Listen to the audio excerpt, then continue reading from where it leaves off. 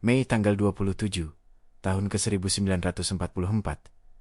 Langit di atas Pulau Biak, Papua, tampak berkilau di bawah sinar matahari tropis yang terik. Namun, di balik keindahan itu, pulau kecil di ujung timur Hindia Belanda ini akan menjadi saksi salah satu pertempuran paling menentukan di Pasifik Barat Daya. Sebuah armada kapal perang Amerika Serikat, kapal induk, kapal penjelajah, dan puluhan kapal pendarat LST meluncur perlahan menuju garis pantai Biak. Di dalam salah satu kapal itu, Letnan Thomas Tom Reynolds dari Divisi Infanteri ke-41 memeriksa kembali senjatanya. Tangannya gemetar, bukan karena takut, tapi karena tahu betul bahwa misi hari ini berbeda. Tujuan mereka bukan sekadar merebut pulau. Mereka datang untuk merebut sesuatu yang jauh lebih penting. Sebuah pangkalan udara rahasia Jepang, tersembunyi di jantung hutan Biak, yang menurut intelijen sekutu dapat mengubah arah perang di Pasifik. Gelombang pertama marinir mulai menurunkan perahu Higgins ke air. Mesin-mesin meraung, dan ombak Pasifik yang liar mengguncang lambung kapal. Di kejauhan, garis pantai Biak terlihat sunyi, terlalu sunyi. Tak ada tembakan peringatan. Tak ada artileri pantai. Reynolds, Mann, Gurney. Mereka tahu kita datang, gumamnya pada rekan di sebelahnya, Sersan Robert Kane. Tapi di mana mereka? Ketika perahu mendarat di pantai Bosnik, keheningan berubah menjadi badai. Ledakan artileri Jepang menghantam pantai dengan presisi mematikan. Pasir berterbangan, suara peluru bersiul di antara kepala mereka. Para prajurit sekutu berlindung di balik puing-puing, mencoba merespons dengan tembakan senapan M1 Goron. Tapi musuh nyaris tak terlihat. Mereka tidak di pantai. Mereka bersembunyi di dalam gua-gua kapur raksasa di perbukitan. Sebuah sistem pertahanan alami yang diubah Jepang menjadi benteng bawah tanah. Selama berminggu-minggu sebelumnya, Jepang telah menyiapkan Biak sebagai benteng terakhir mereka di jalur menuju Filipina. Di bawah komando Kolonel Naoyuki Kuzume, sekitar 11.000 tentara Jepang menggali jaringan terowongan dan bunker beton di balik batu kapur yang keras. Mereka menyembunyikan artileri anti-pesawat, mortir, bahkan bengkel pesawat. Semua itu mengelilingi satu hal yang paling vital, pangkalan udara Mokmer, yang sedang disiapkan untuk menyambut pesawat tempur dan pengebom jarak jauh Jepang. Ketika pasukan Amerika mulai menembus pertahanan pantai, mereka segera menyadari medan pertempuran Biak bukan seperti Tarawa atau Sipan. Tak ada gelombang serangan bunuh diri frontal. Musuh tidak menyerang terbuka. Mereka menunggu di dalam tanah, memanfaatkan setiap gua sebagai posisi tembak tersembunyi. Ini seperti bertarung melawan hantu, kata seorang prajurit muda dari Kompisi, setelah dua rekannya tewas oleh tembakan mesin yang keluar entah dari mana. Sementara itu, di kapal induk USS Wasatch yang berlabuh di lepas pantai, Jenderal Robert Eichelberger, Komandan Korps 1, menatap peta besar Biak yang terbentang di meja taktis. Kita harus amankan lapangan terbang itu sebelum mereka memperkuatnya, ujarnya dingin. Kalau Jepang berhasil menempatkan Zero atau bomber di sana, kita kehilangan seluruh jalur ke Filipina. Tapi dia tahu satu hal.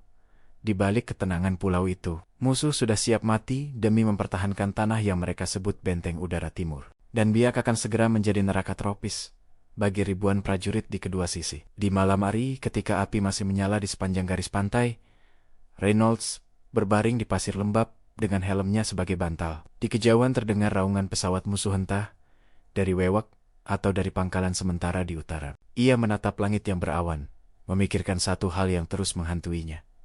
Mengapa Jepang mempertahankan Biak begitu mati-matian? Jawabannya akan ia temukan beberapa hari kemudian, jauh di dalam hutan Kapurdi, tempat yang bahkan peta militer sekutu tidak menunjukkannya di mana.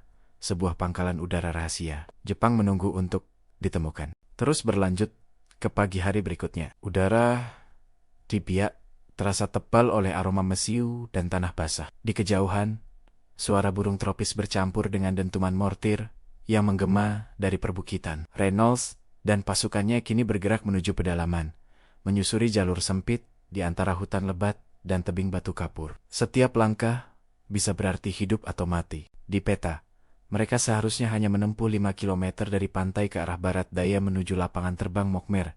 Namun perjalanan itu berubah menjadi mimpi buruk. Setiap kali mereka mendekat, Jepang sudah menunggu.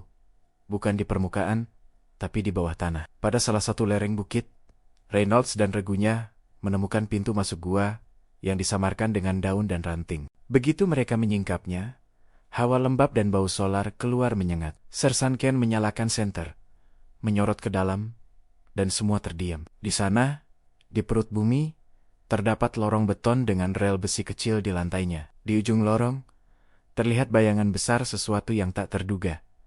Sayap pesawat tempur Jepang, setengah tertutup, terpal dan karat. Ini bukan sekadar tempat persembunyian, kata Reynolds pelan. Ini bengkel pesawat. Mereka baru menyadari bahwa Jepang telah mengubah gua-gua batu kapur biak menjadi kompleks bawah tanah militer, lengkap dengan gudang amunisi, rumah sakit lapangan, dan hanggar rahasia. Beberapa gua bahkan memiliki ventilasi buatan yang menyalurkan udara dari permukaan, membuat mereka bisa bertahan berminggu-minggu tanpa keluar. Sementara itu, di markas utama Kolonel Naoyuki Kuzume, yang juga berada di salah satu gua besar di kawasan Sorido, strategi bertahan sudah disusun. Kuzume tahu mereka tak mungkin menandingi kekuatan udara dan laut sekutu. Tapi jika mereka bisa menahan biak cukup lama, Jepang bisa memperbaiki dan menggunakan pangkalan udara Mokmer untuk melancarkan serangan balik terhadap konvoi sekutu menuju Filipina. Peta-peta yang digantung di dinding gua menunjukkan jaringan gua pertahanan, sistem labirin yang begitu kompleks hingga beberapa tentara Jepang sendiri tersesat di dalamnya. Kuzume memerintahkan agar seluruh pasukan menggunakan taktik baru, perang gua, dan penyergapan defensif total. Tak ada serangan banzai, tak ada pengorbanan frontal, hanya jebakan, serangan mendadak, dan keheningan mematikan. Selama beberapa hari berikutnya, pasukan Amerika mencoba menembus bukit-bukit karang di sekitar Mokmer. Tank Sherman dan buldoser mereka berjuang membuka jalur, tapi batu kapur keras biak memantulkan setiap ledakan seperti guntur. Setiap lubang yang mereka tembak ternyata terhubung dengan gua lain. Setiap posisi yang dianggap kosong ternyata penuh jebakan. Pada tanggal 1 Juni tahun 1944, ketika pasukan Reynolds akhirnya mencapai bibir lapangan udara Mokmar, mereka disambut oleh pemandangan yang menakjubkan.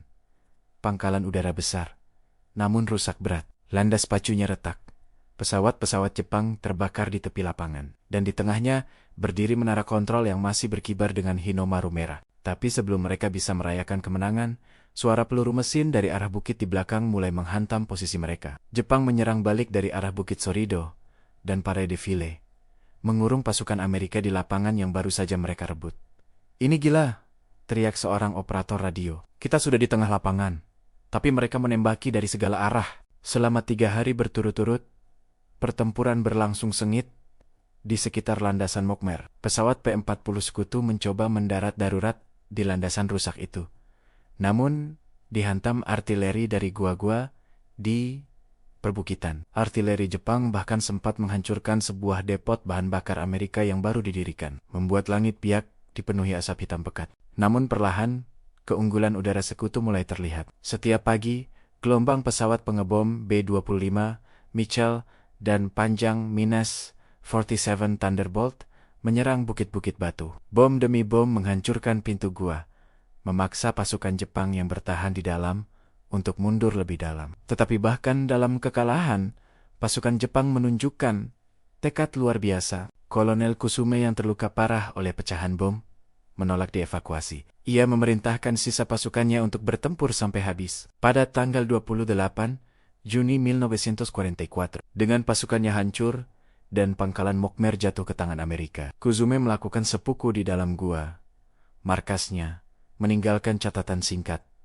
Biak telah menjadi kuburan kehormatan bagi para prajurit kekaisaran. Namun di luar sana, di atas reruntuhan hanggar Jepang, bendera Amerika mulai dikibarkan. Bagi Jenderal Itzelberger, kemenangan di Biak bukan sekadar merebut pulau, itu berarti mereka kini memiliki pangkalan udara yang sempurna untuk menghantam Filipina dan Jepang. Selanjutnya, berlanjut ke minggu-minggu setelah Biak resmi direbut. Udara di pulau itu kini dipenuhi bau busuk kematian yang menyatu dengan aroma minyak aftur. Hutan kapur Biak menjadi ladang kuburan, di mana sisa-sisa bunker Jepang masih mengepulkan asap dan potongan logam pesawat berserakan di antara batu karang putih. Pasukan Amerika segera mengerahkan insinyur dari Sea Base Construction Battalions untuk mengubah reruntuhan Mokmer menjadi pangkalan udara operasional. Dalam waktu hanya 2 minggu, mereka membersihkan landasan yang rusak, memperbaiki permukaan dengan batu karang, dan membangun barak darurat dari kayu hutan. Letnan Reynolds yang kini mendapat tugas sebagai pengawal konvoi logistik, berdiri di tepi landasan sambil menyaksikan keajaiban itu. Dari neraka menjadi rumah bagi raksasa udara, ujarnya lirih. Saat deru mesin B-24 Liberator pertama terdengar mendekat dari arah selatan. Pesawat itu mendarat mulus di Mokmer, momen yang menjadi simbol kebangkitan kekuatan udara sekutu di Pasifik Barat Daya. Dalam hitungan minggu, Biak berubah dari benteng Jepang menjadi pangkalan strategis Amerika. Dari sinilah, gelombang pesawat pengebom jarak jauh mulai meluncur setiap hari, menghantam pangkalan Jepang di Sorong, Halmahera, hingga Kepulauan Mariana. Namun harga yang dibayar sangat mahal. Dari sekitar 12.000 prajurit Jepang di Biak, hanya sekitar 500 yang ditawan hidup. Sisanya tewas di gua-gua atau memilih bunuh diri. Pasukan Amerika kehilangan lebih dari 2.000 orang, sebagian besar akibat panas ekstrem, penyakit tropis, dan jebakan bawah tanah. Setiap gua yang mereka buka menyimpan cerita mengerikan. Mayat tentara Jepang yang masih duduk tegak di pos tembaknya, tangan membatu menggenggam senapan Arisaka, dan bendera Hinomaru kecil di dada mereka. Sementara itu, di markas besar di Brisbane, Jenderal Douglas MacArthur menerima laporan kemenangan Biak dengan wajah tegang. Ia tahu arti strategis dari kemenangan itu. Dengan menguasai Biak, sekutu kini bisa menjangkau langsung ke Mindanao dan Luzon di Filipina, mempercepat rencana return to the Philippines yang telah lama ia janjikan. MacArthur menulis dalam catatan militernya, Biak adalah batu loncatan ke arah kemenangan akhir. Siapa yang menguasai udara dari Biak, menguasai seluruh barat Pasifik. Namun tak banyak yang tahu bahwa di balik kemenangan itu, Biak hampir saja menjadi bencana. Beberapa bulan setelah pertempuran, Intel Sekutu menemukan laporan dari mata-mata Belanda yang sebelumnya bersembunyi di hutan Biak. Laporan itu menyebut bahwa Jepang sebenarnya memiliki rencana membangun 2 lapangan udara tambahan di kawasan utara Biak, dan satu di antaranya di dekat Sorido, hampir selesai sebelum invasi Amerika datang. Rencana itu, jika berhasil, akan memungkinkan Jepang mengoperasikan pesawat pengebom jarak jauh Mitsubishi G4 MBT untuk menyerang jalur suplai sekutu antara Australia dan Filipina. Dengan kata lain, jika Amerika terlambat hanya beberapa minggu saja, Jepang bisa saja menguasai kembali langit Pasifik Barat dan menunda serangan balik sekutu hingga berbulan-bulan. Tapi sejarah berpihak lain. Setelah jatuhnya Biak, Jepang kehilangan seluruh harapan mempertahankan jalur Barat Pasifik. Armada mereka yang tersisa mulai mundur ke utara, dan pesawat-pesawat mereka tak lagi memiliki pangkalan yang cukup dekat untuk menyerang. Dalam beberapa bulan, keseimbangan udara di Pasifik berubah total. Dari dominasi Jepang, menjadi milik Amerika sepenuhnya. Menjelang akhir tahun 1944, Mokmer Airfield di Biak menjadi salah satu pangkalan paling sibuk di Pasifik Selatan. Ratusan pesawat pengebom B-24 dan B-25 berangkat setiap hari menuju Filipina, Sulawesi, bahkan Jepang bagian selatan. Di malam hari cahaya dari lapangan udara itu, tampak seperti kota kecil yang hidup di tengah kegelapan tropis. Letnan Reynolds yang kini bersiap dipindahkan ke Filipina, berdiri di tepi landasan pada malam terakhirnya di Biak. Angin laut membawa aroma asin bercampur debu karang, dan di kejauhan terdengar suara pesawat yang terbang menuju utara. Ia memejamkan mata sejenak, teringat reken-reken yang tak sempat melihat langit bebas itu lagi. Biak sudah berubah, katanya pelan, dari pulau kecil tak dikenal menjadi pangkalan yang mengubah jalannya perang. Ia menatap ke langit. Di atas sana konstelasi bintang bersinar terang, seolah menyinari semua jiwa yang tertinggal di tanah batu kapur itu. Mereka yang mati agar langit Pasifik bisa dikuasai kembali oleh sekutu. Dan sejak saat itu, nama Biak tak lagi sekadar titik di peta. Ia menjadi simbol bahwa kemenangan udara di Pasifik dimulai dari gua-gua gelap di sebuah pulau tropis kecil yang hampir tak pernah disebut dalam buku sejarah.